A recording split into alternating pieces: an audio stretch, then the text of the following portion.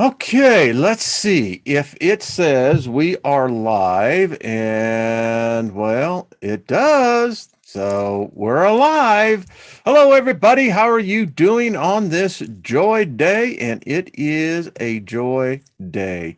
So happy to see everybody. And I hope that you're in a good place because remember, whatever that place is, you put yourself there by your own words.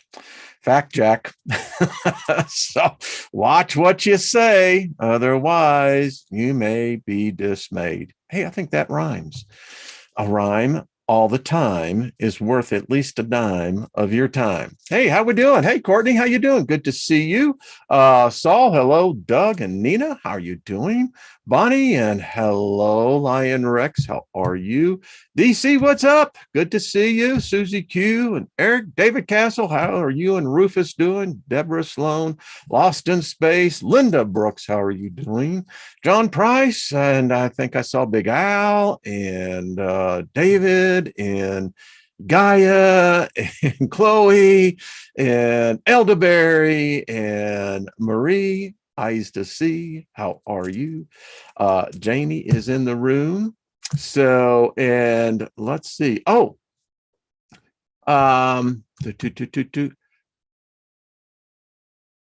yes. Have y'all seen the cards? Let me see if I can pull one up.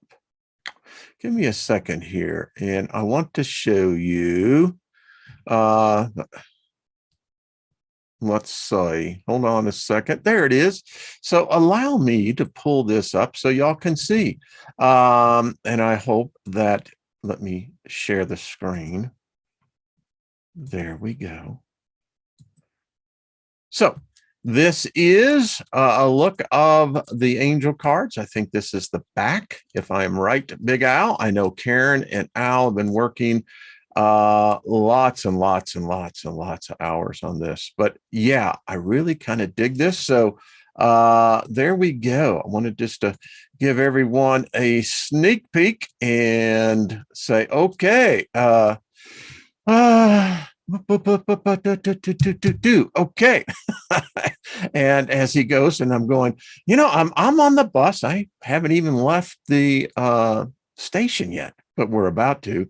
So favor be unto us all, nothing missing, nothing broken. And if you got favor and you really do believe it, you're fortunate and to be envied. So think about that. Let me pull up something else since, we're just hanging out. By the way, how y'all doing? So good to see everyone. Make sure to check out the Steiger Perspective in its new home right over here at Spreaker.com. And yeah, check it out.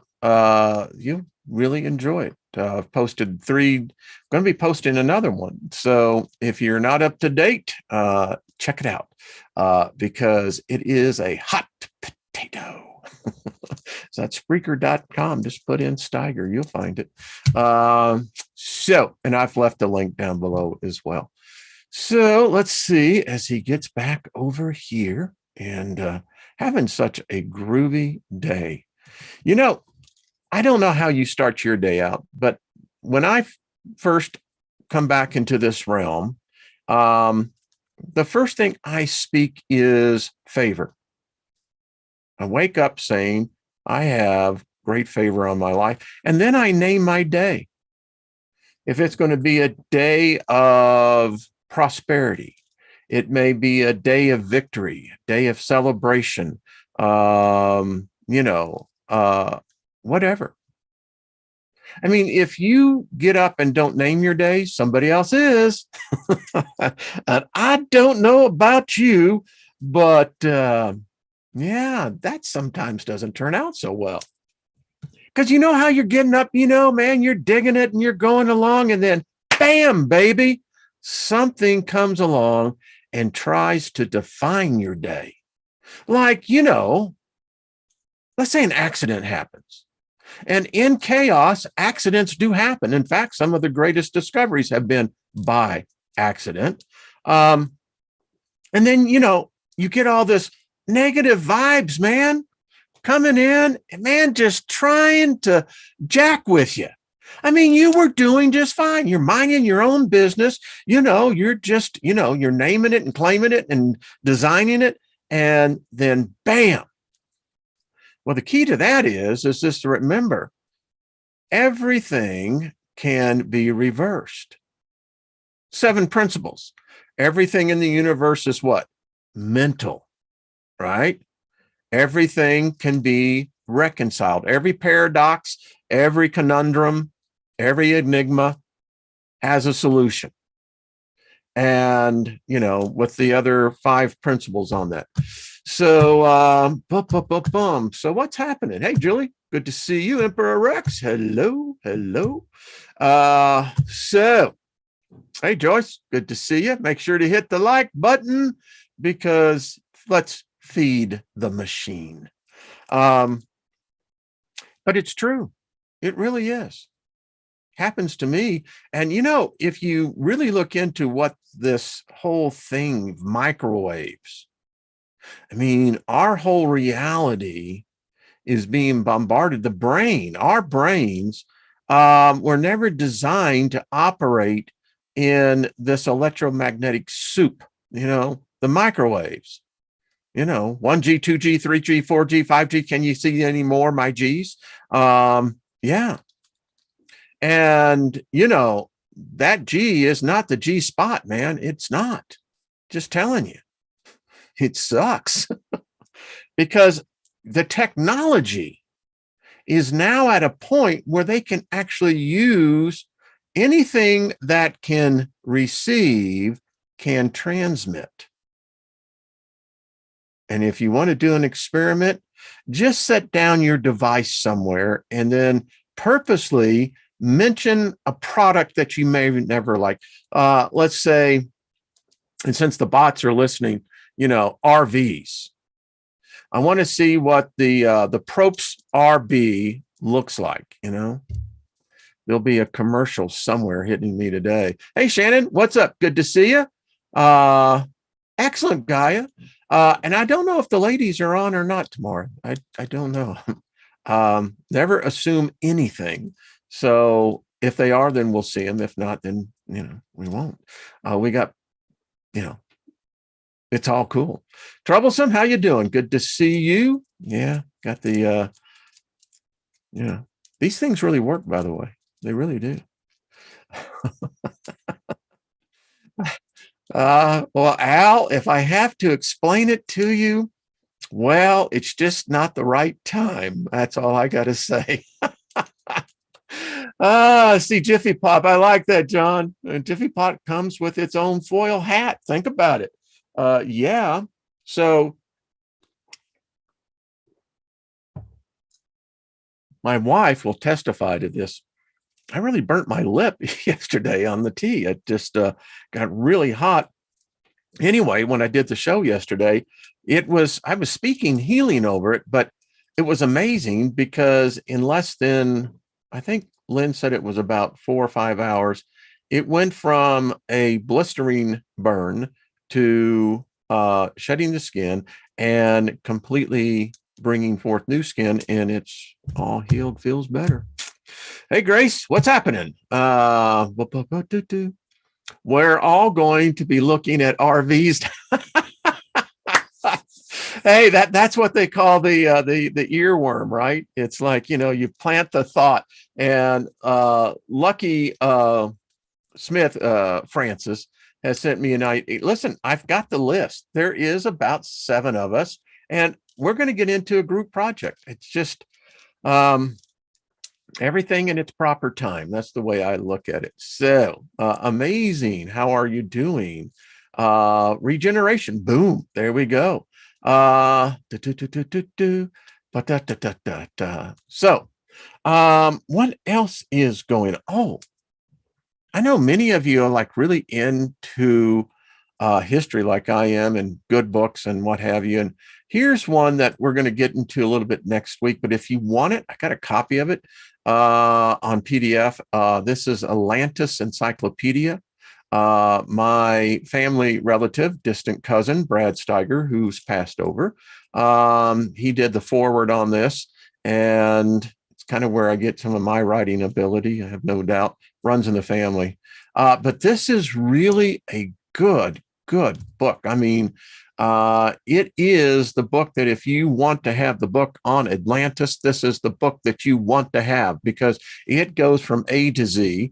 The guy that wrote on this, and I'll just give you a little preview. It's a fascinating, well-written book. One of the areas that I can tell you that modern history and even in the legends have never looked where Atlantis was concerned was Mesoamerica. Why is that? And what this book does, and again, it literally goes from A to Z. This is what Brad wrote. Won't get into it right now, but decades of this. And what's really interesting is that when you look at it, whether it's from the Egyptian, whether it's from the Celtic, or interestingly enough, even from the Incas, yeah, I mean, it's they had a deep understanding of Atlantis. It was not a foreign subject to them. And anyway, this is a really good one if you're really into the history of this former continent. Just like Lemuria, this is a good one to have. So you'd be a lot more knowledgeable. That's all I can say. So bada boom, right there. And here's something to think about. Knowledge is what makes a god a god. I mean, a god is, depending on your point of view and perspective, all-knowing, right? That means it would be having all knowledge. But if that's the case, then there's a problem with that, because that denotes stasis. Because isn't creation ever evolving, ever creating? And if it's ever creating, doesn't that mean, unless you're saying that this being is ahead of creation, I don't know. But somehow knowledge continues to increase. Do we ever get all of it? Hello, Alan. Grand rising to you as well. Good to see you, my friend. Ruby, how you doing, girl? Good to see you. Project Skyfalls, what's up? So think about it. And boy, do I keep getting emails on, this tribe is amazing. The epiphanies, the downloads, the connections, the mediumships, the clairvoyance, et cetera, et cetera, et cetera. But I had a most interesting email from a well-known pastor, PhD, theology, who wrote, and I'm not going to give the contents because I don't have permission to do it, but I can give you the overall overview. 40 years in ministry, heavy theology, again. And he wrote, and I don't know why you're listening to this show, but I think it's a good positive sign. If you're listening, that's cool. Got a lot of people that listen, but said he never really gave the thought that if there was a Jesus and if he was the Son of God, that would have meant he would have been the most intelligent of the Homo sapiens species.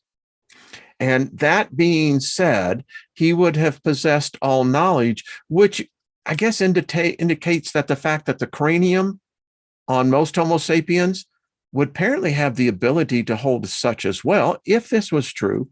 But he said, I never considered that A, he would have been the smartest person around, 2, that he would not have ever written a single word.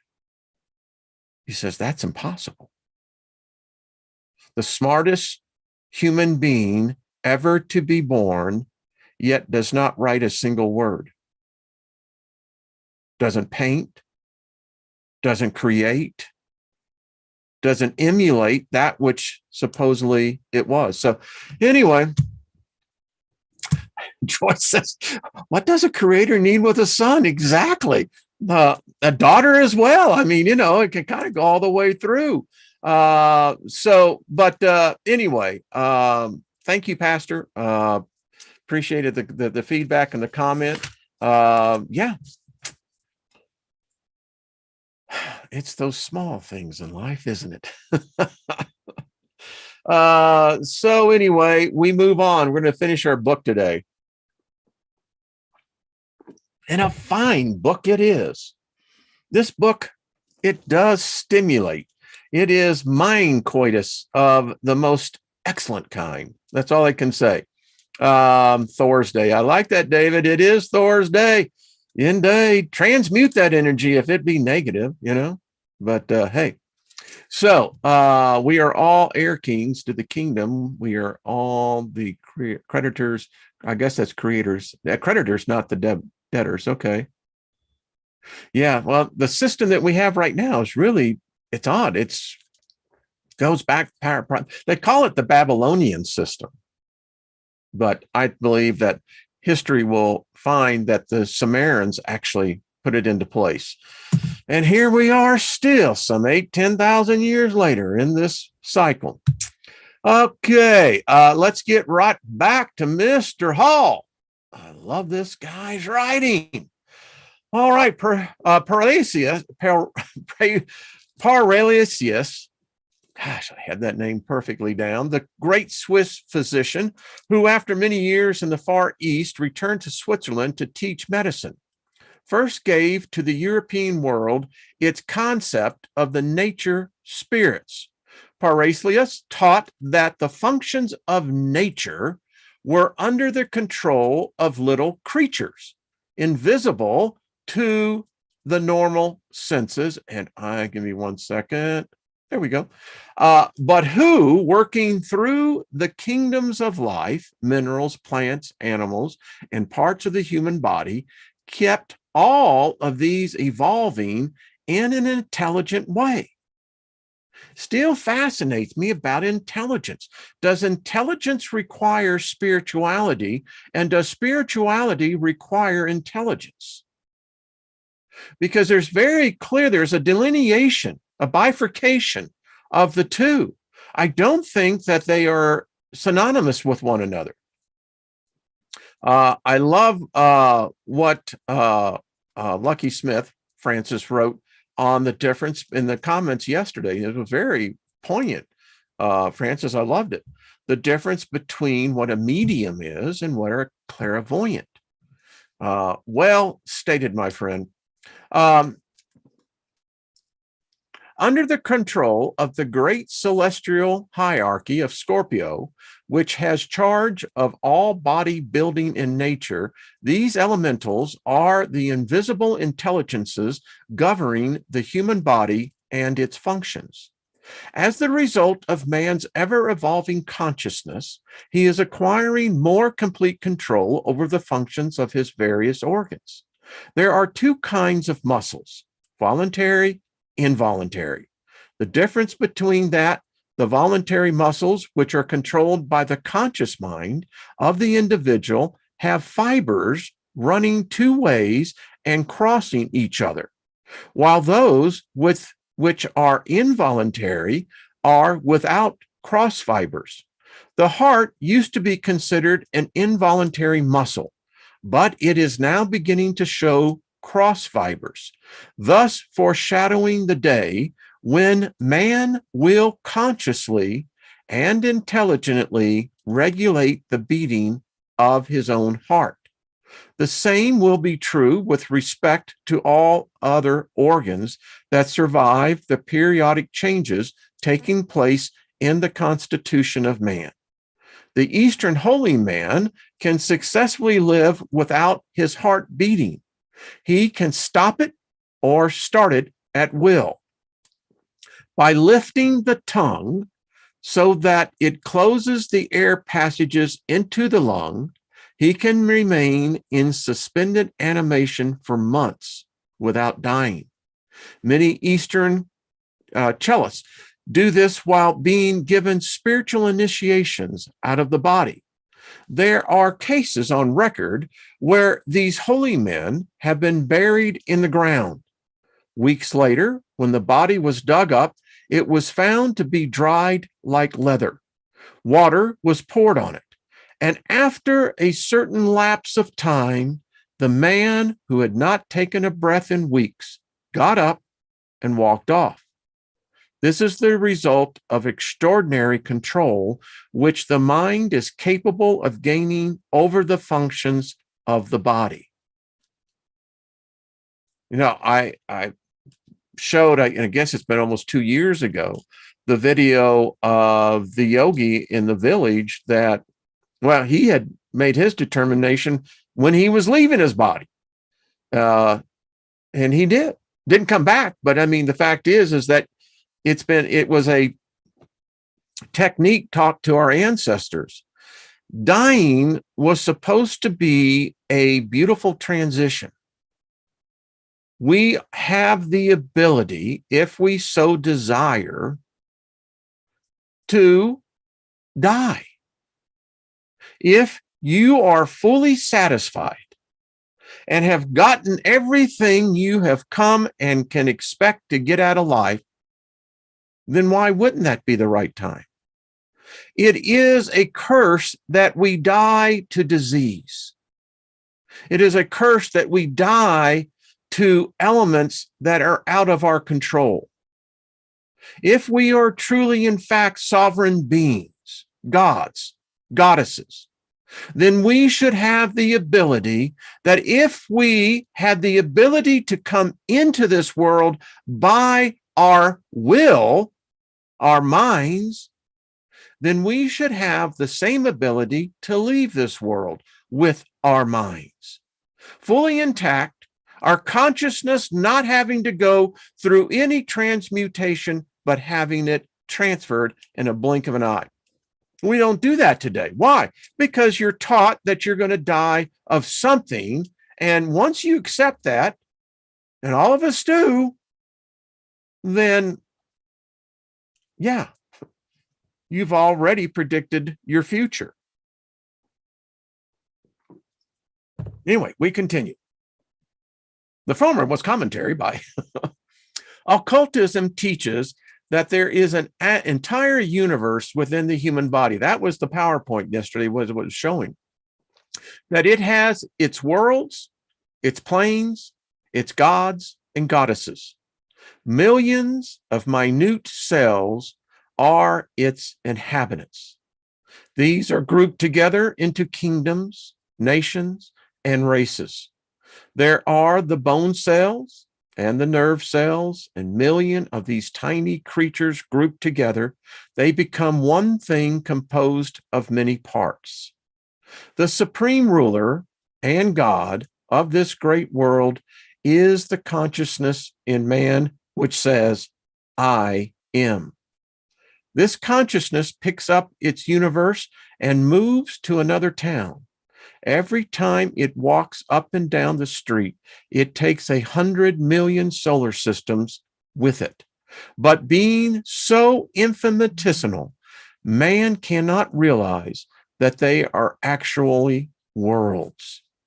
In the like manner, we are all individual cells in the body of an infinite creation, which is hurling itself through infinity at unknown speeds. Suns, moons, and stars are merely bones in a great skeleton composed of all the substances of the universe. Our own little lives are merely part of that infinite life throbbing and coursing through the arteries and the veins of space. But all this is so vast as to be beyond the comprehension of this little I am in us. Therefore, we may say that both extremes are equally incomprehensible. We live in a middle world between the infinite greatness on one hand and the infinite smallness on the other. As we grow, gradually our worlds grow also, resulting in the corresponding increase in the scope of our understanding of all these wonders. Part 5, the infernal worlds. At the base of the spine is located the throne of the Lord of Form, commonly called Jehovah or Shiva. The lingam is his symbol. He rides the great bull of the earthiness. His daughter is death and destruction, yet he is not a thing of evil. He builds the bodies which gives us the power to function in the lower worlds.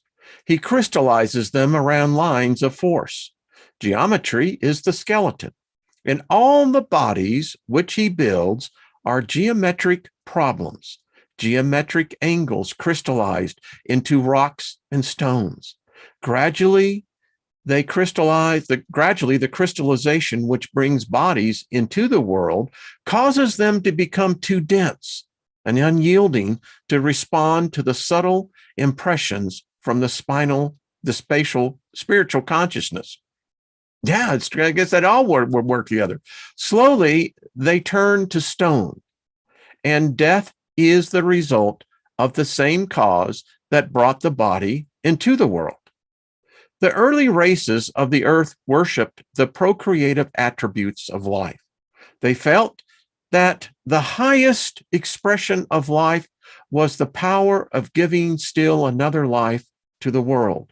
Therefore, the principle of life-giving was personified into a deity who gave life to all things, or rather brought into manifestation the latent life which cannot grow or unfold in the physical world without the vehicle of dense substance.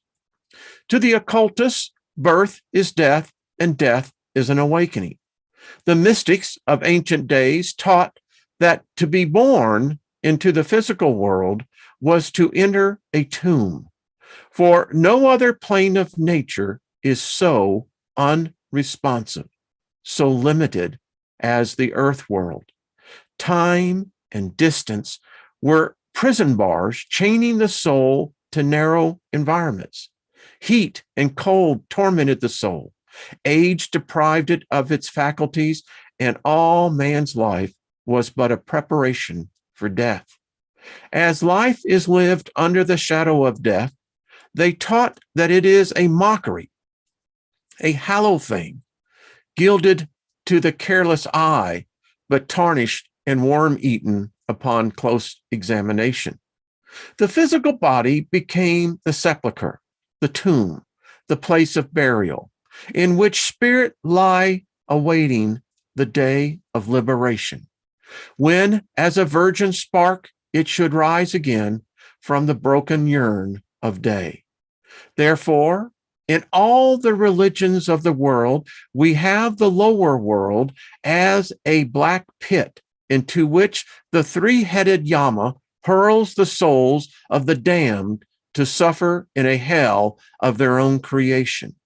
For it is true that each race makes from its own nature the demons which torment it.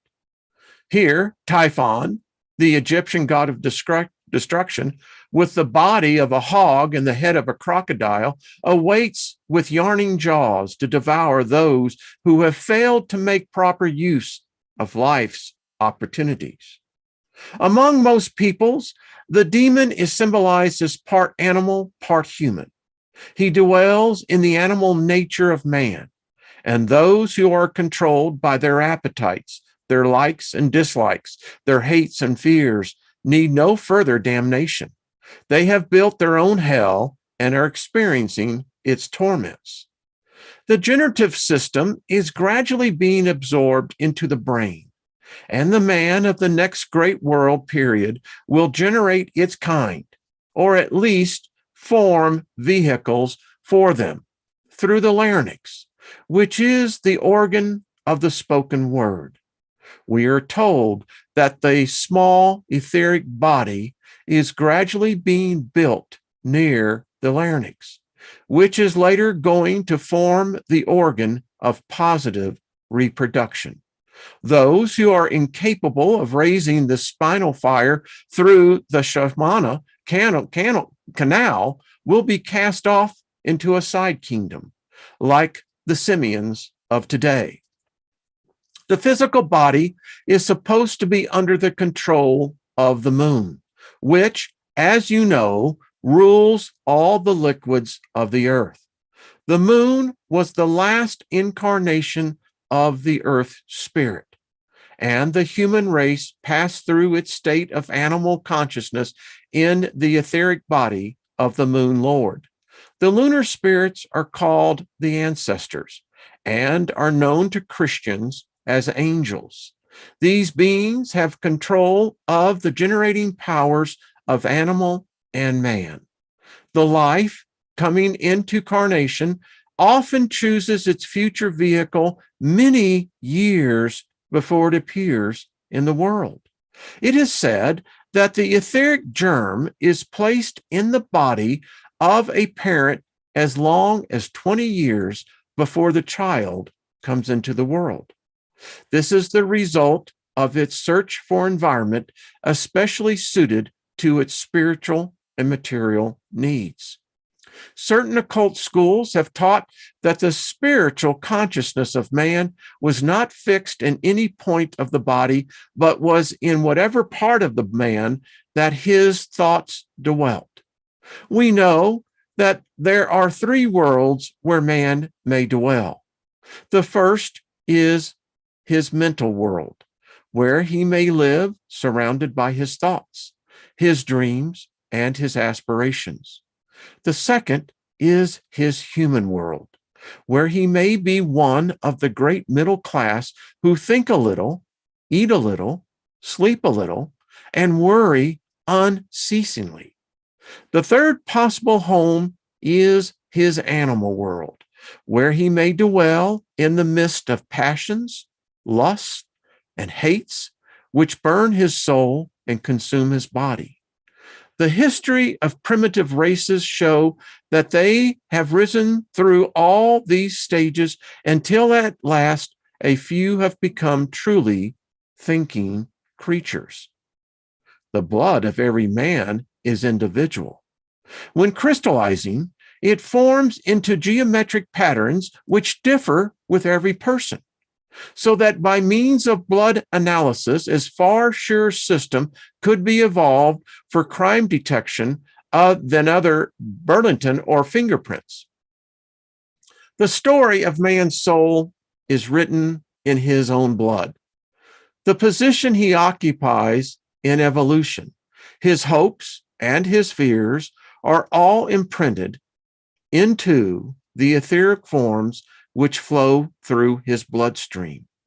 Until red blood came into the body, the spirit of man could not enter, but hover over the body attached to it by an electric thread. By studying crickets, grasshoppers, and similar small creatures clairvoyantly, it is possible to observe impulses from the little globes hovering over their bodies, which result in the primitive motion and senses which they demonstrate.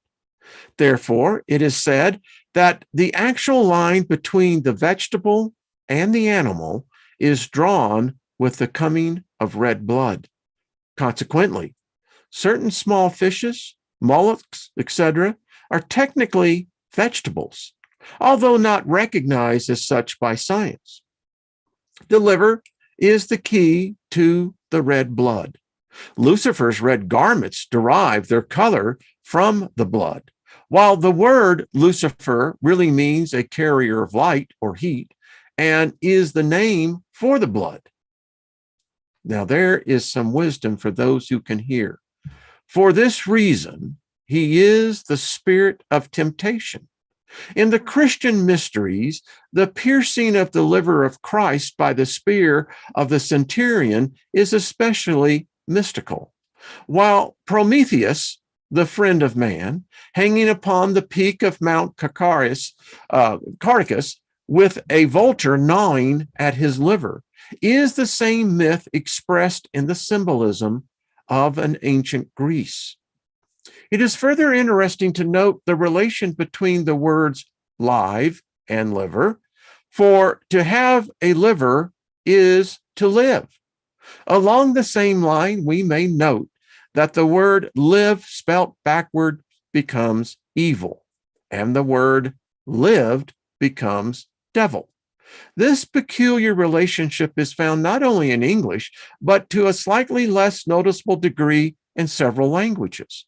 When we take up this, however, we become involved in the study of Kabbalism, which is the analysis of the meaning of words considered symbolically.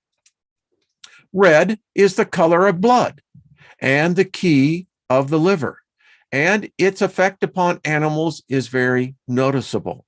It irritates, excites, and in some cases actually causes animals to go mad. Therefore, it is often used in making the capes worn during bullfights. These are fighters' flaunt in the bull's face, and trouble usually follows. The use of red lights is not uncommon in black magic. Evil magicians use them to materialize specters, demons. While medical science has already discovered that it is a strong irritant when applied to the human body. During anger and hate, the astral aura of man becomes streaked with red flames, very closely resembling thunderbolts. Very often, the base of the spine glows with a murky red light, symbolic of hate, passion, or anger. This red glow, burning eternally at the base of the spine, has given rise to the story of hellfire and damnation. But the preacher has failed to remind the laity that they carry their own hell around them, with them, wherever they go.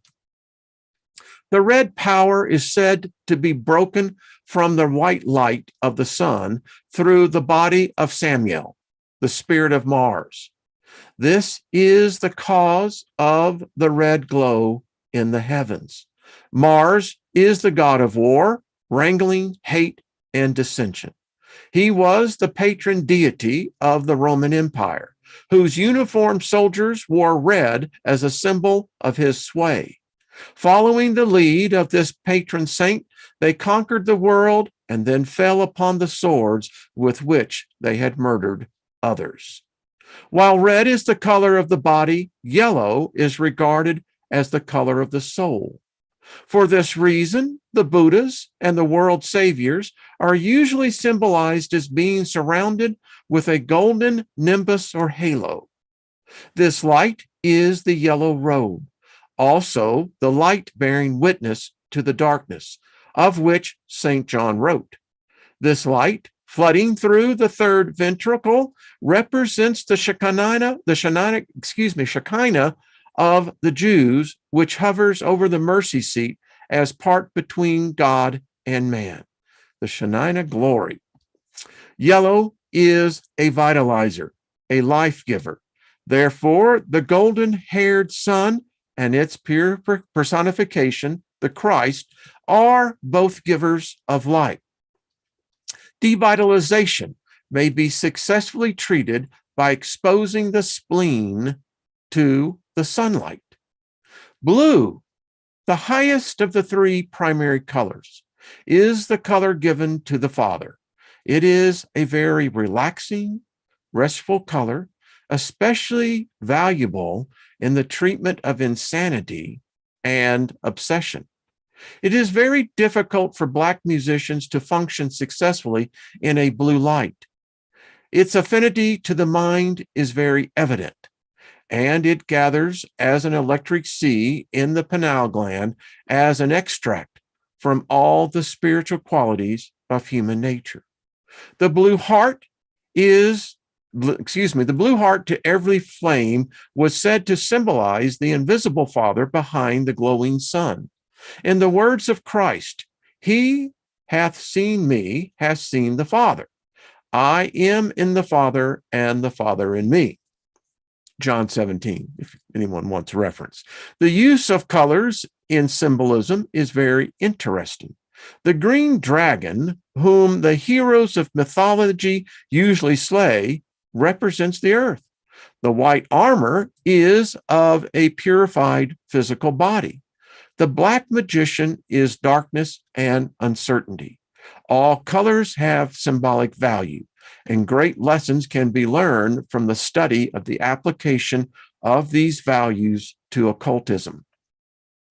While discussing the subject of occult anatomy and physiology, we must stop for a moment to give credit to the alchemists and the Rosicrucians who, during the Middle Ages, concealed the study of occult anatomy by dressing up the organs of the human body in the form of retorts and alchemical vessels. One of their great exponents said, in substance, our chemistry is not with chemicals as you know them, but with certain secret vessels, internal organs, the spiritual chemicals which are invisible to the ordinary individual. We do not believe in torturing chemicals, combining them to form gases, vapors, or seething masses. For chemicals, like men, can suffer when brought into unkind relationships with each other. This is very interesting. I've been looking into this more. I think we're going to get into this more because there is great gnosis here. That's all I can say. Today alone, look at what we have already found, the 3 different worlds, how people put themselves in, the colors, the different aspects of the organ. This is as far out stuff. That's all I got to say. Who's there? Dave. Dave's not here. Anyway, let's move on. The alchemical furnace was the human body. The fire that burned in it was at the base of the spine. The chimney was the spinal cord up which the vapors passed to be gathered again and distilled in the brain. This was indeed a secret system brought to Europe from the Far East, where for centuries it has been considered the highest form of religion.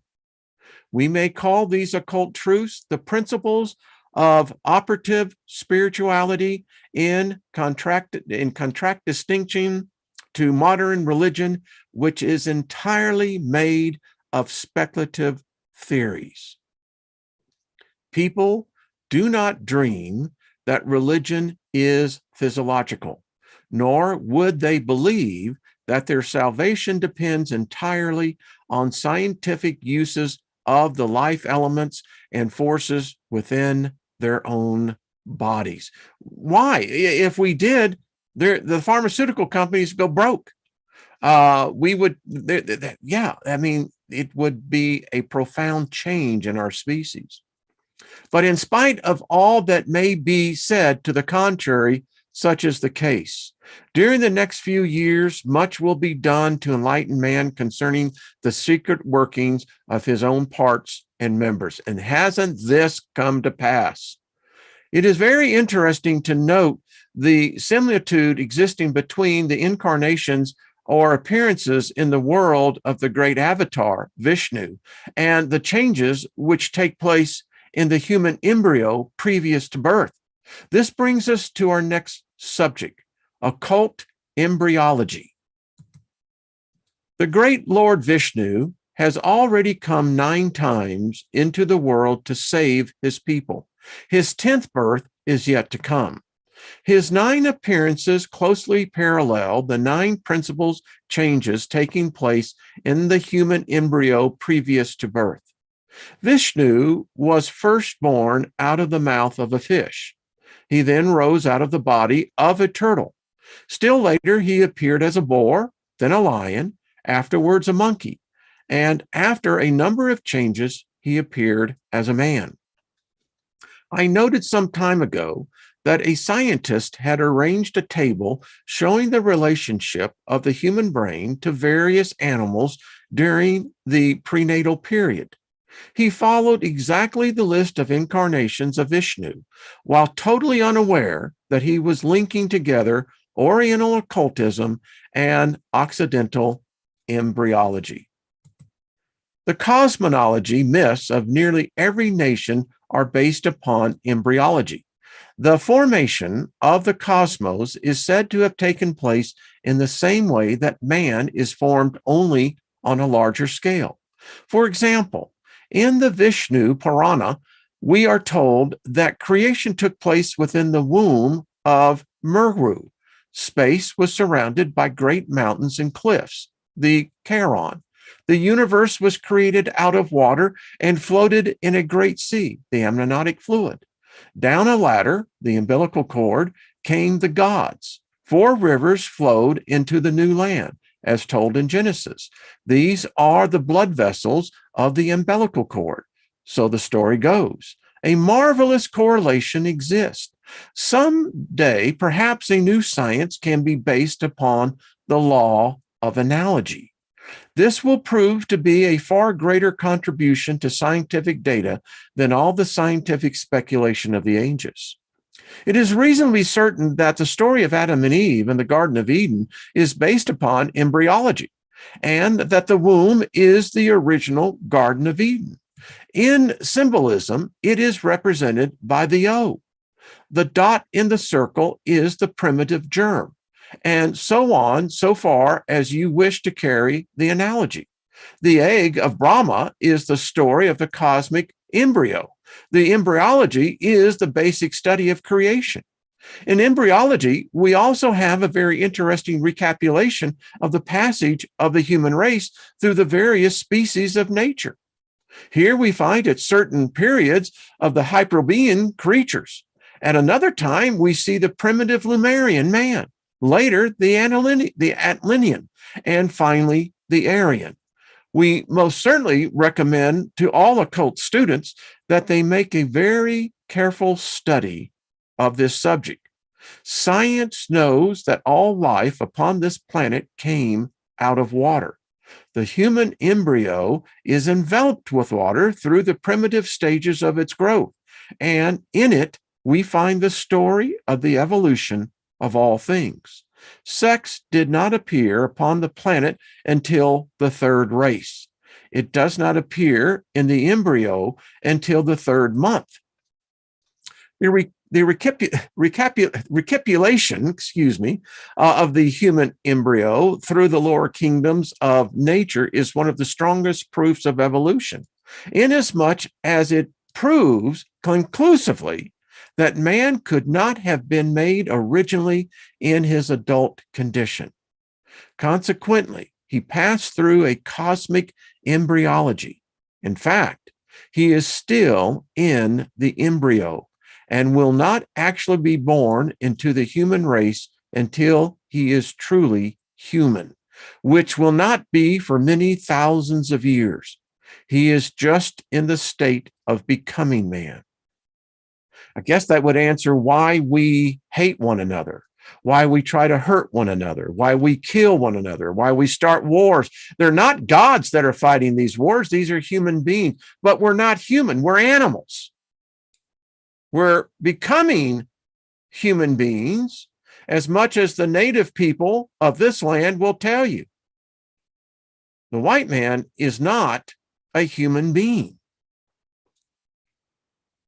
Getting into the races now, huh? The 9 months of the prenatal epoch has been employed in symbolism for ages.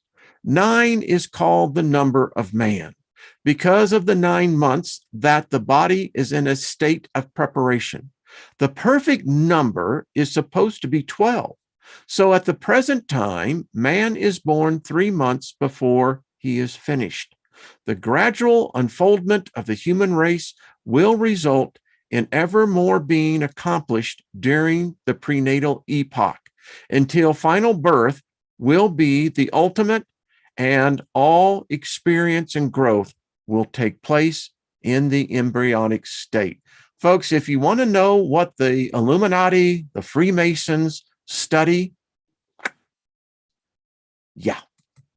man is not born all at once. We may say that he is born by degrees. The consciousness works outside of the body, laboring with the plastic substances up to the time of the quickening, when it takes hold of the vehicle from within and begins to mold a certain amount of individuality out of the materials which surround it. At the time of birth, the physical body is born, and a process of crystallization sets in which never ceases for a moment until death. Man begins to die the moment he is born. And the span of life is the length of time which this requires. At the 7th year, the vital body becomes into action. The greatest periods of growth commence. It is then that parents begin to experience difficulties.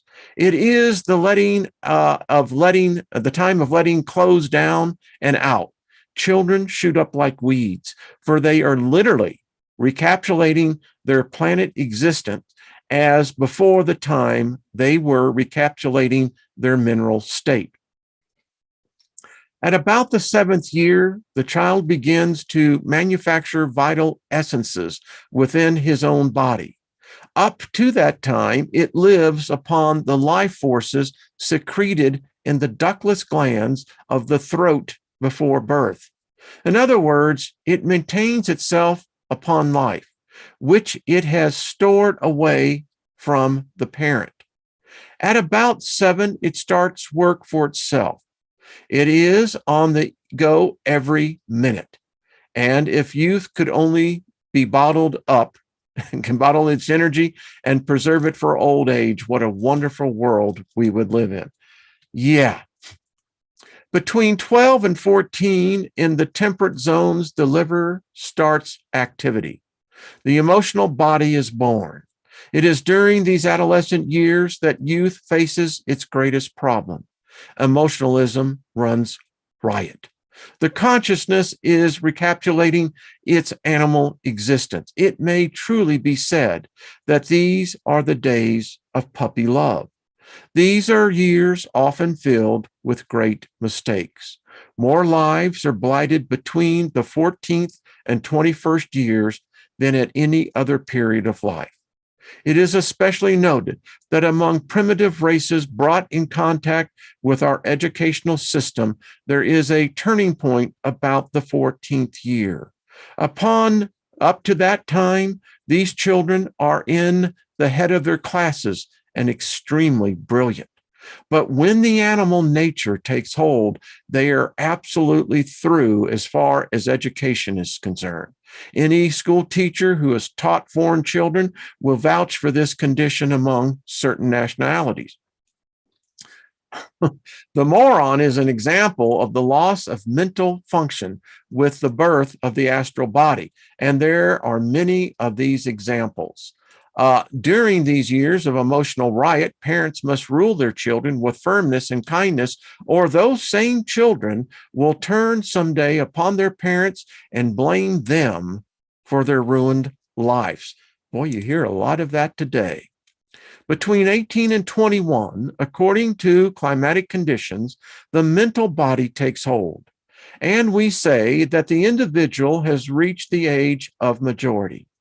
He is then permitted to vote. His father presents him with a gold watch and sends him out into the world to seek his fortune. Not one person in a million realizes why 21 is set as the age of majority.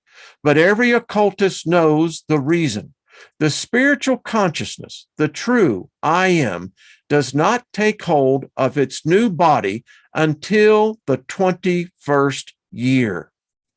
Think about this. I can testify this to the fact in my life. It is, in fact, in every one of us.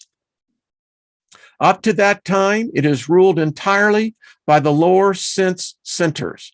Life thus progresses in cycles of 7 years. As an example of this, we know that the 28th year is the period of second physical birth. The 35th year, the period of the second vital birth, or so as it's called, the second growth. The 42nd year, the period of second emotional birth. This is where you hear about men in their midlife crisis.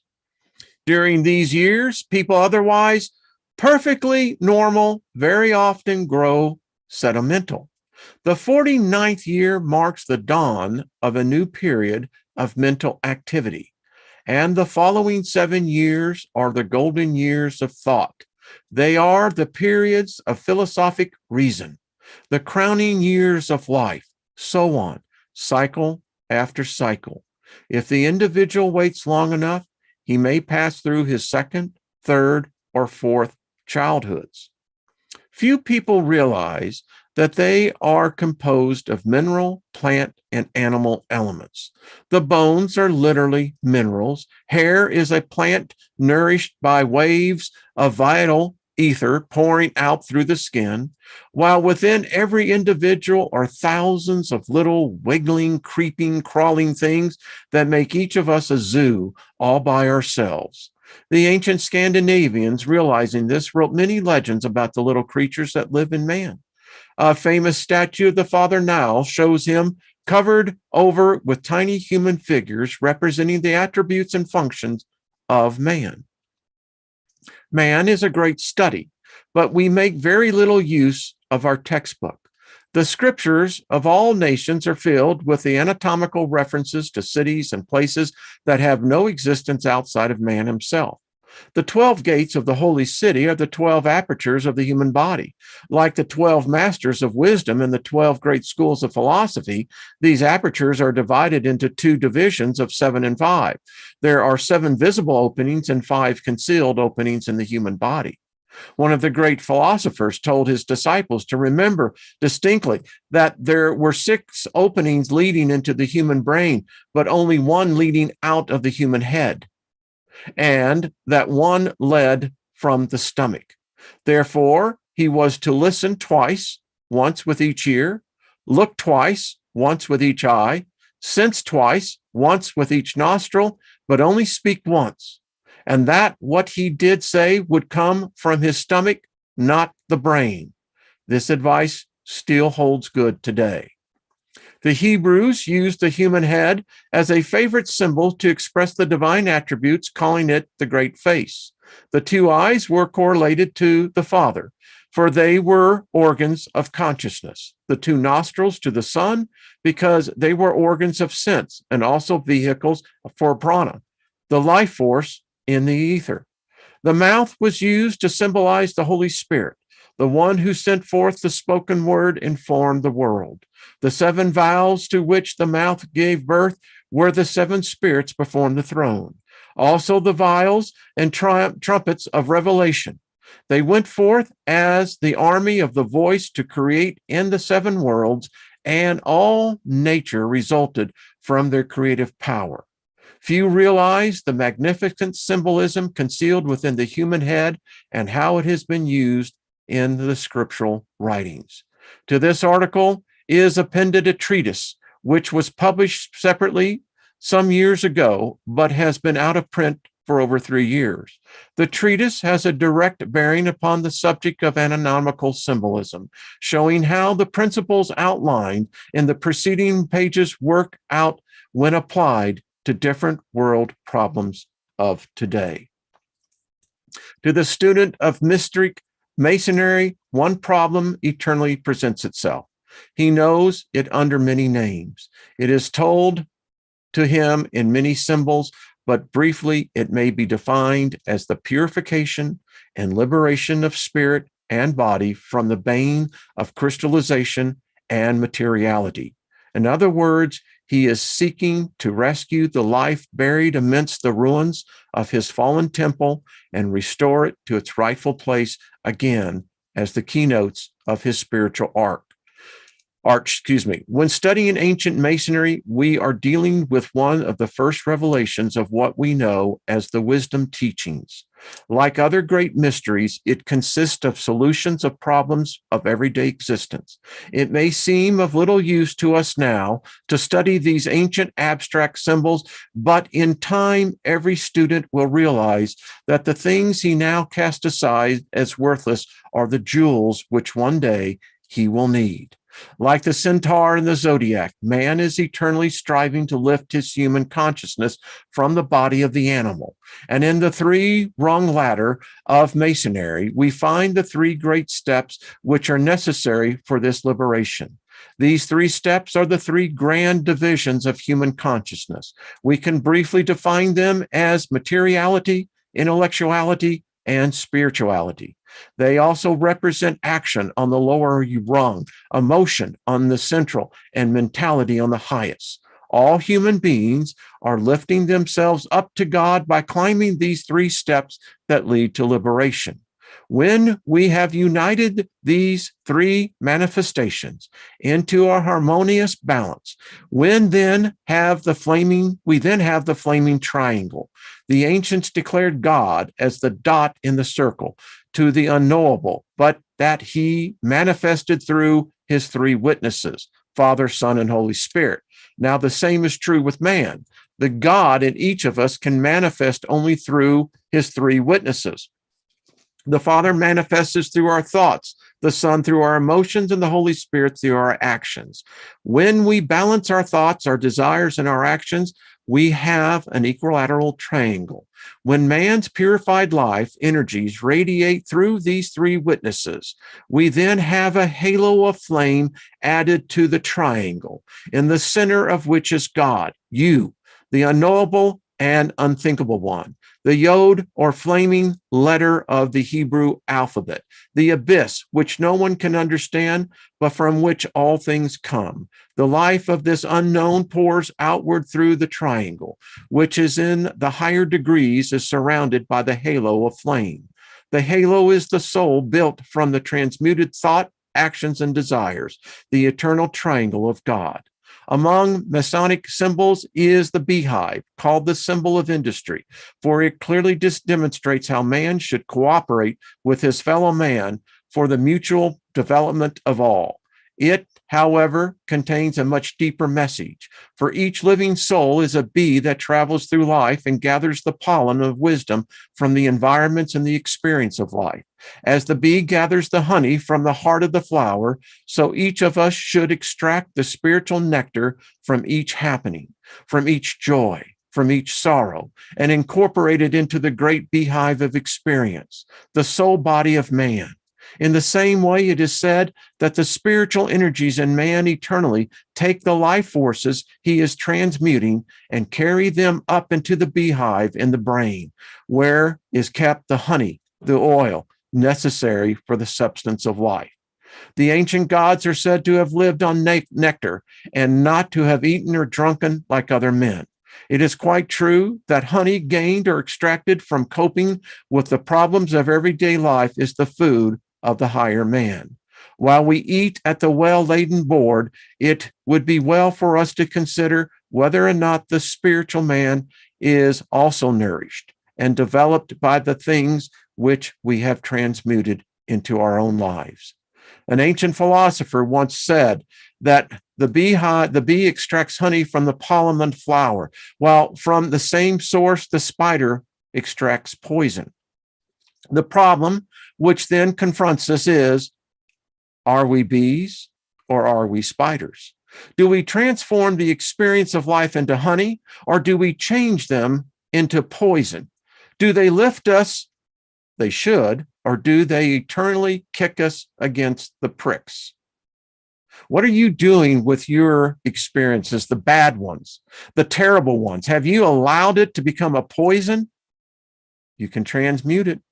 Many people become soured by experience, but the wise one takes the honey and builds it into the beehive of his own spiritual nature. It is well for us to consider the grip of the lion's paw, one of the world's most ancient symbols of initiation. In ancient times, the neophyte on his way through the mysteries of Egypt temples were finally buried in the great stone coffer of the dead, later to be raised to life again by the master initiate in his robes of blue and gold.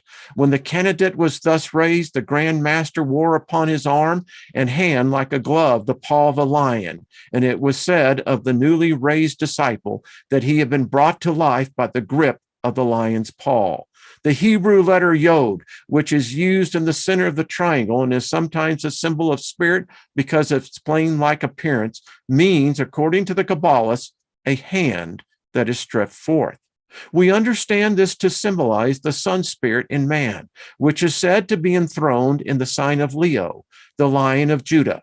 And as the fruits of the fields and the seedlings are grown and developed through the sun's rays, so it is said that the crystallization of man is broken up and dispelled by the light of the spiritual sun, which raises the dead with its power and liberates the latencies of life.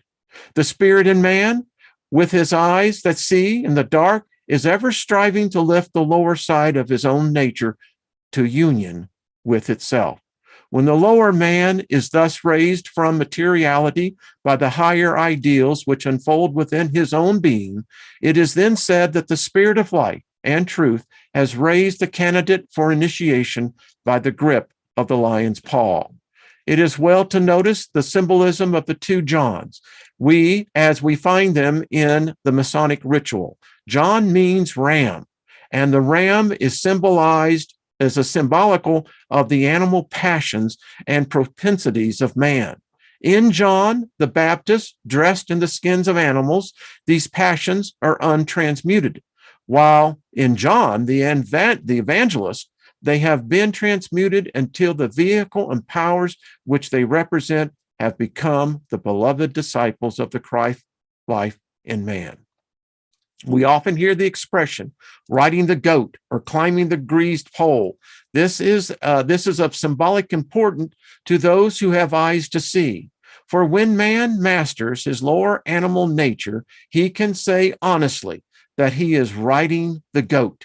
And if he cannot ride the goat, he cannot enter the temple of initiation.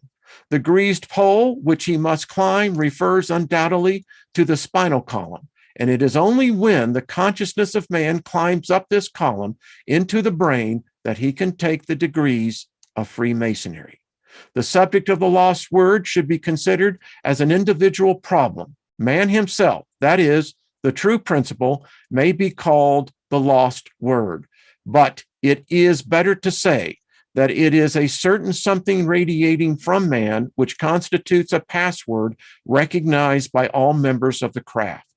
When man is the architect of his temple abuses and destroys the life energies within himself, then the builder, after having been murdered by the three lower bodies, carries to the tomb with him where he is laid the word, which is the proof of his position.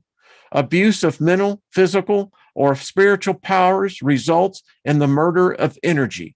And when this energy is lost, man loses with it the sacred word. Our lives, our thoughts, desires, and actions are the living threefold password by which a master builder knows his kin.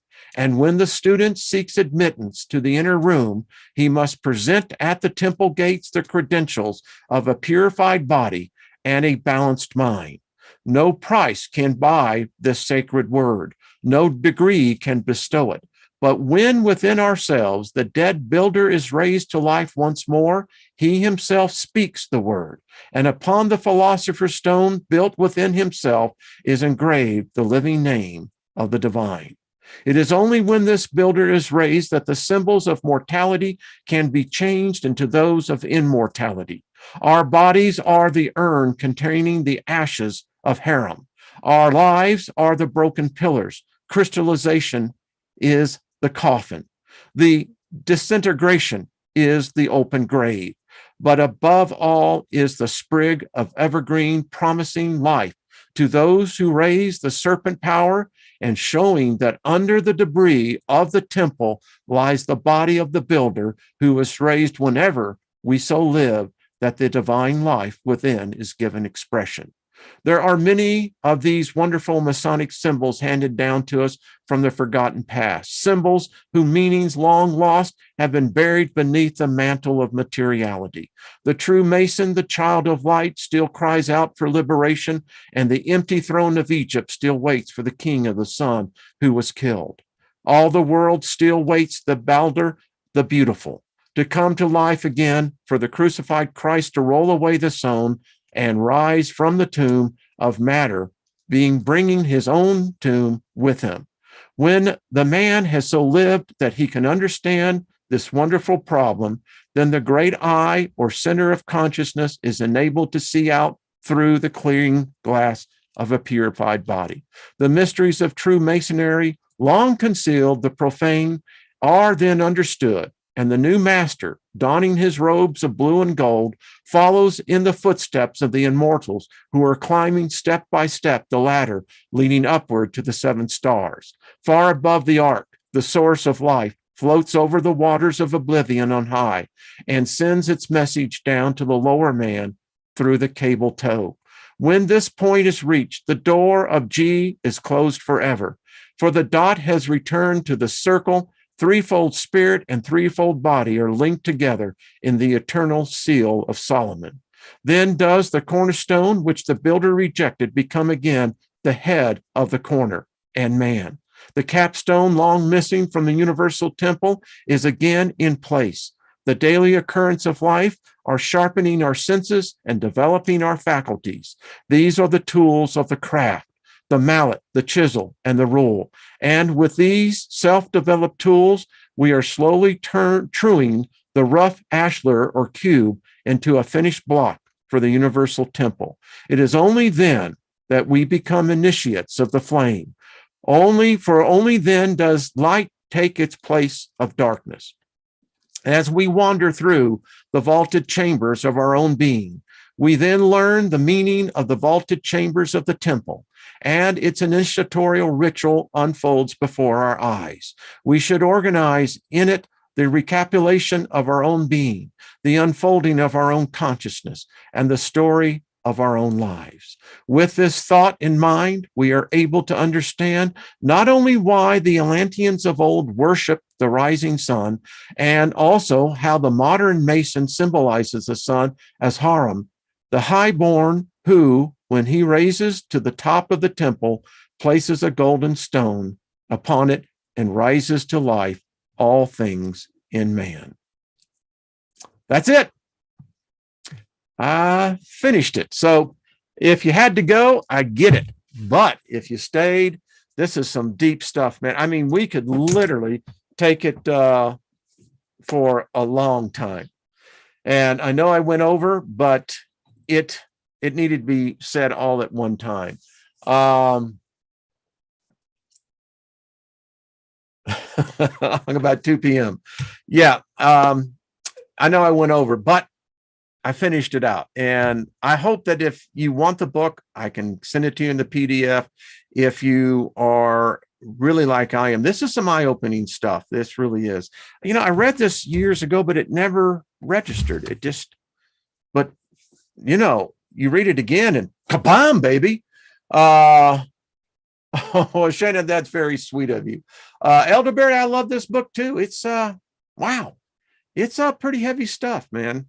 There are so many secrets in here. I mean, that treatise that I just read that went over, that, folks, you need to reread that again. There is so much into that. And again, real grace. Yeah, it's wow. It's mind blowing. I'm telling you, it's mind blowing. All right, folks, I have really kept you. I apologize. If the ladies want on, email me, let me know. It does, Lucky. It does. This is, I mean, this is mystery school. It's literally what it is. And we're going to continue. We're going to get with Madame Biloxi. I believe I said that correct. If I didn't, I'll have it correct. All right, folks. Appreciate it. Thank you. Have a great day. I will see you tomorrow with either the ladies or with myself. Either way. Have a great day. Courtney, thank you. All the rest of you. Thank you, moderators. Wow. I mean, we are truly fortunate to be envied. It is. Wow. All right, folks. See you later.